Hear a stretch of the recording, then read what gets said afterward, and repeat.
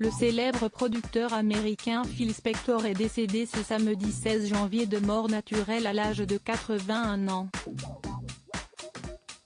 CST, le département pénitentiaire de Californie, qui l'a annoncé dans un communiqué publié ce dimanche 17 janvier. Il avait rapidement su se faire une place auprès du public, notamment grâce à ses méthodes innovantes.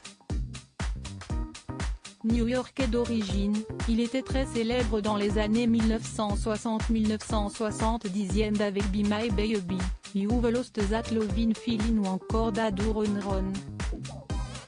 Il était le créateur de la technique appelée mur de son, qui consistait à superposer plusieurs sons pour en densifier la production.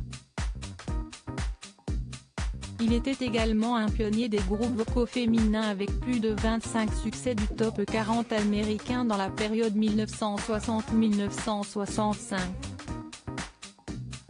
Durant sa vie, Phil Spector a eu la chance de collaborer avec les Beatles sur le disque Let It Be et les premiers albums solo de John Lennon et George Harrison, mais aussi avec Leonard Cohen et les Ramones pendant la décennie suivante.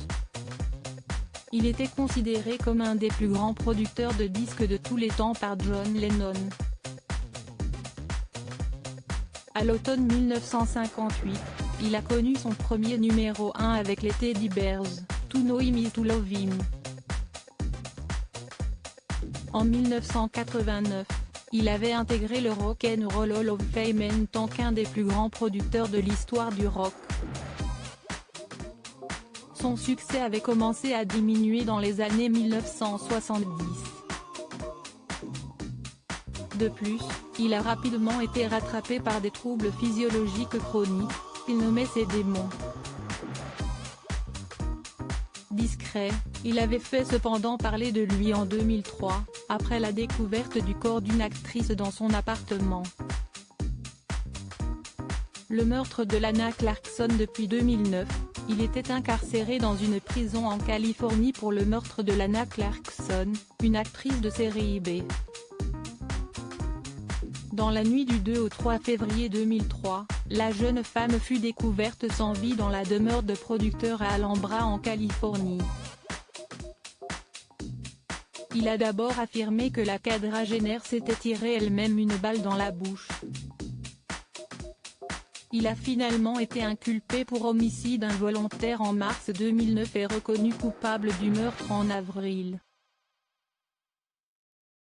Il a été placé en détention provisoire et condamné en mai de la même année à 15 années de prison pour meurtre au second degré sans préméditation, puis 4 années pour possession d'armes et n'aura pas droit à une libération anticipée. Il a tout de même tenté de faire appel de cette décision, mais celui-ci a été rejeté par la plus haute autorité judiciaire de Californie.